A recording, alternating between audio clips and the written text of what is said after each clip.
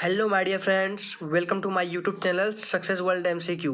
तो चलिए आज के सेशन को स्टार्ट करते हैं। अगर आपने अभी तक मेरे चैनल को सब्सक्राइब नहीं किया है तो चैनल को सब्सक्राइब कर दीजिए और साथ में बेल आइकन को प्रेस कर दीजिए ताकि मैं कोई भी वीडियो अपलोड करूं तो उसका नोटिफिकेशन सबसे पहले आपके मोबाइल तक पहुंच जाए।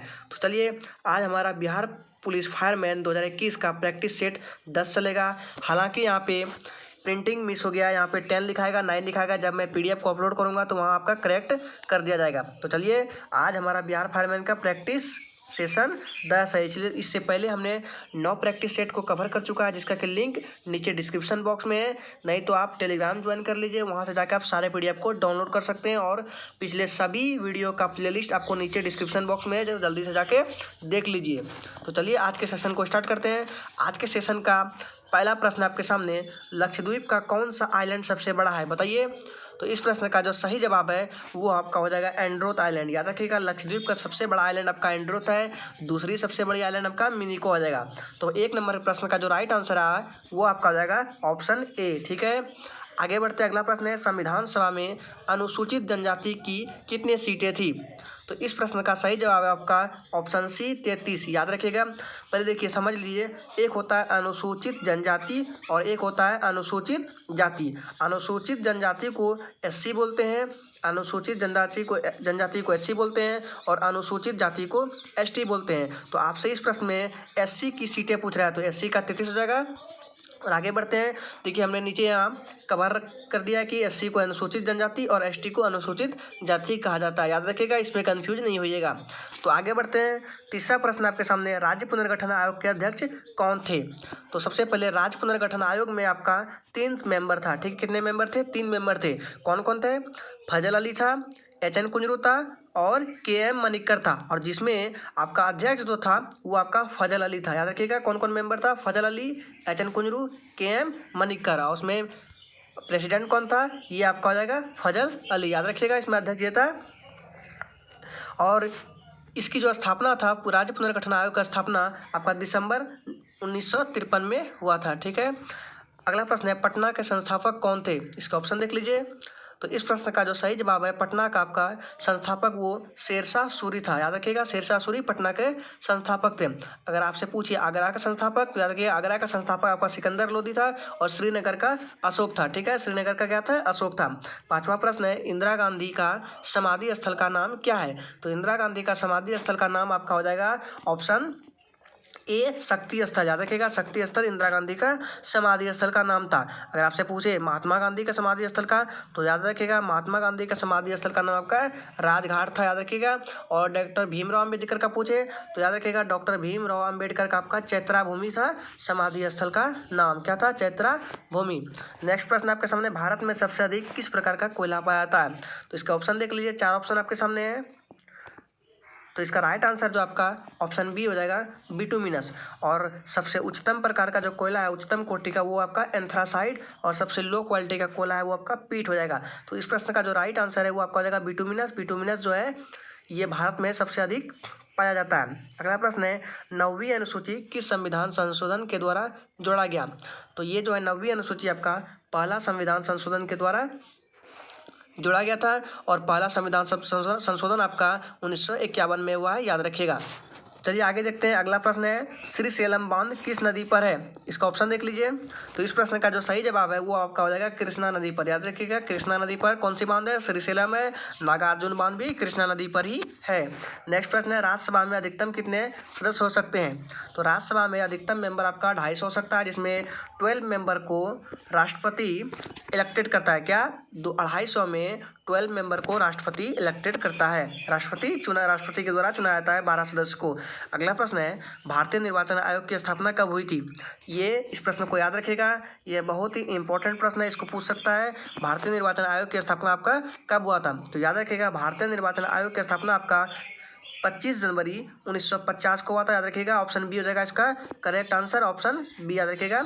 और अगर पूछे भारतीय निर्वाचन आयोग में सबसे पहले निर्वाचन आयुक्त कौन थे, याद रखिएगा सुकुमार सेन था आपका सबसे पहला मुख्य चुनाव आयुक्त। ठीक है, नेक्स्ट प्रश्न आपके सामने, अम्ल वर्षा किस अम्ल से होता है। अम्ल वर्षा जो होता है किस किस अम्ल के मिलने से होता है। तो इस प्रश्न का जो राइट आंसर है इसका हो जाएगा option D, A and C, H2SO4 और HNO3 दोनों को मिलने से अम्ल वर्षा होता है। ठीक है, अगला प्रश्न है बंगाल का पहला गवर्नर कौन था? इसका ऑप्शन देख लीजिए।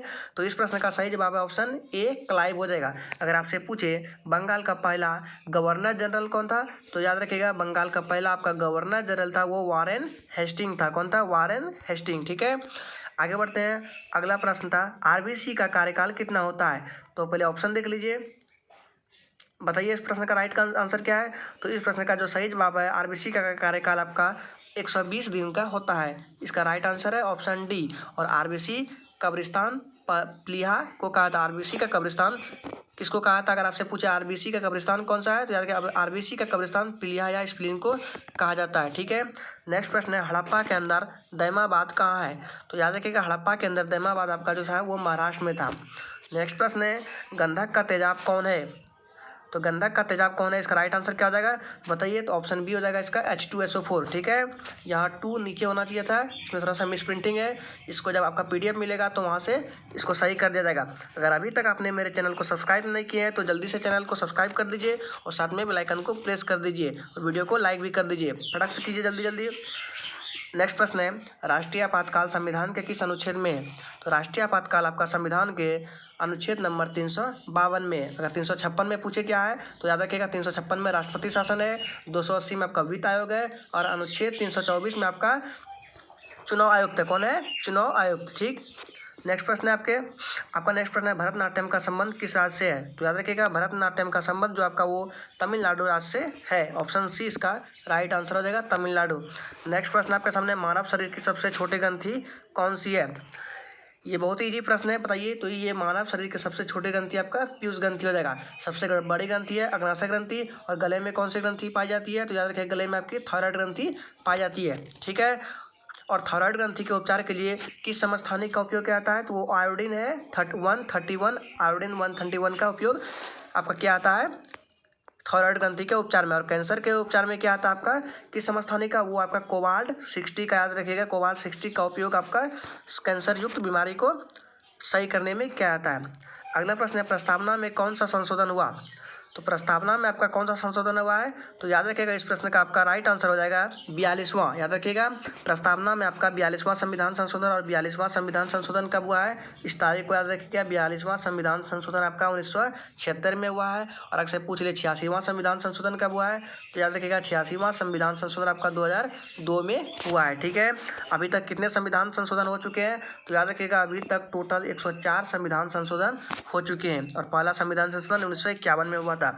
नेक्स्ट प्रश्न है कालीबंगा सभ्यता का संबंध किस राज्य से है? तो कालीबंगा सभ्यता का संबंध आपका हो जाएगा ये राजस्थान राज्य से था। ठीक है, कालीबंगा सभ्यता का शब्द आपका राजस्थान राज्य से था। नेक्स्ट बढ़ते हैं, अगला प्रश्न आपके सामने है उल्का पिंड के गिरने से कौन सी झील बनी है? इसके ऑप्शन देख लीजिए, 4 ऑप्शन, चिल्का झील, मानसरोवर झील, उकाई झील और लोनार झील। बताइए। तो इस प्रश्न का जो सही ऑप्शन है ऑप्शन डी हो जाएगा लोनार झील। ठीक है, उल्का पिंड के गिरने से आपका लोनार झील क्रिएट हुआ है। और लोनार झील कहाँ है आपका? लोनार झील महाराष्ट्र में है। ठीक है, अगला प्रश्न है नीति आयोग की स्थापना कब हुई? ये रहे आपके सामने बहुत ही इंपॉर्टेंट क्वेश्चन, याद रखिएगा इसको भी कि नीति आयोग की स्थापना जो हुआ था आपका 1 जनवरी 2015 को हुआ था। और आपसे पूछ ले नीति आयोग का अध्यक्ष कौन होता है? तो याद रखिएगा खुद प्रधानमंत्री नीति आयोग का अध्यक्ष होता है। और उपाध्यक्ष कौन है? तो याद रखिएगा उपाध्यक्ष अभी इसका जो है राजीव कुमार है नीति आयोग का। ठीक है, और प्रधानमंत्री श्री नरेंद्र मोदी। लावनी किस राज्य का नृत्य है? तो इसके ऑप्शन देख लीजिए। तो इस प्रश्न का जो सही जवाब है वो लावनी आपका महाराष्ट्र का नृत्य है। ठीक है, भरतनाट्यम केरल का है। अगला प्रश्न है आम्ल नीला लिटमस पत्र को क्या करता है? इसका ऑप्शन देख लीजिए। इसमें इसका राइट आंसर जो होना था वो आपका लाल होना चाहिए था, लेकिन लाल ऑप्शन में नहीं है, इसलिए इसका राइट आंसर लाल है। जब आपको PDF दिया जाएगा तो वहाँ सही कर दिया जाएगा। याद रखिएगा आम्ल नीला लिटमस पत्र को क्या करता है? लाल कर देता है नीला को। और क्षार क्या करता है? बस में लाल लिटमस पत्र को नीला करता है, उल्टा करता है, जस्ट अपोजिट। ठीक है, आगे बढ़ते हैं, अगला प्रश्न आपके सामने है। और याद रखिएगा लिटमस पत्र किसका बना होता है? लिटमस पत्र लाइकेन का बना होता है। ठीक है, याद रखिएगा लाइकेन का लिटमस पत्र बना होता है। लाइकेन किसका बना होता है? कवक और शैवाल का। कवक और शैवाल के मिश्रण से लाइकेन बनता है। ठीक है, कवक प्लस शैवाल। ठीक, आगे बढ़ते हैं, अगला प्रश्न है ICC की मुख्यालय कहाँ है? तो इस प्रश्न का right answer option B Dubai में है ICC का मुख्यालय। अगर आपसे पूछे ICC का अध्यक्ष कौन है? तो याद रखिएगा ICC का अध्यक्ष जो है आपका ग्रेग बर्कले है। ठीक है, नेक्स्ट प्रश्न है 2023 में वर्ल्ड कप कहाँ पर होगा? तो ये याद रखिएगा 2023 में जो आपका वर्ल्ड कप होने वाला है वो आपका भारत में होने वाला है, ठीक है। नेक्स्ट प्रश्न है तृतीयक उपभोक्ता कौन है? उपभोक्ता देखिए 3 प्रकार का, प्राथमिक उपभोक्ता, द्वितीयक उपभोक्ता और तृतीयक उपभोक्ता। तो इसमें पूछा जा रहा है आपका तृतीयक उपभोक्ता कौन है? तो इस प्रश्न का जो राइट आंसर है वो आपका हो जाएगा सर्वाहारी। याद रखिएगा तृतीयक उपभोक्ता आपका सर्वाहारी हो जाएगा। और प्राथमिक उपभोक्ता कौन है? प्राथमिक उपभोक्ता आपका सर्वाहारी है, द्वितीयक उपभोक्ता आपका मांसाहारी है और ऊर्जा का स्रोत आपका सूर्य हो जाएगा, ठीक है। नेक्स्ट बढ़ते हैं, अगला प्रश्न है सेबी की स्थापना कब हुई? तो याद रखिएगा सेबी की स्थापना आपका 1988 में हुई और सेबी का फुल फॉर्म होता है security exchange board of India, ठीक है। और सेबी का पूछे अधिनियम कौन सा है? तो याद रखिएगा सेबी का आपका अधिनियम 1992 का अधिनियम है सेबी का और स्थापना इसका 1988 में हुआ है, ठीक है। नेक्स्ट प्रश्न है सबसे पहला देश जिसने जीएसटी लागू किया? तो आपका राइट आंसर कौन सा हो जाएगा? तो इस प्रश्न का सही जवाब हो जाएगा आपका ये ऑप्शन ए फ्रांस हो जाएगा। याद रखिएगा फ्रांस आपका पहला देश है जिसने जीएसटी लागू किया। आगे बढ़ते हैं, अगला प्रश्न है भारत में जीएसटी का प्रस्ताव कब लाया गया? तो याद रखिएगा भारत में जीएसटी का प्रस्ताव जो आपका 2000 ईस्वी में लाया गया था जीएसटी का प्रस्ताव। और भारत में जीएसटी 1 जुलाई 2017 को लागू हुआ था और जीएसटी लगाने वाला सबसे अंतिम राज्य जम्मू कश्मीर था और दूसरा राज्य आपका बिहार था, ठीक है। याद रखिएगा इस प्रश्न को। तो आज के वीडियो के लिए इतना ही, फिर कल मिलेंगे।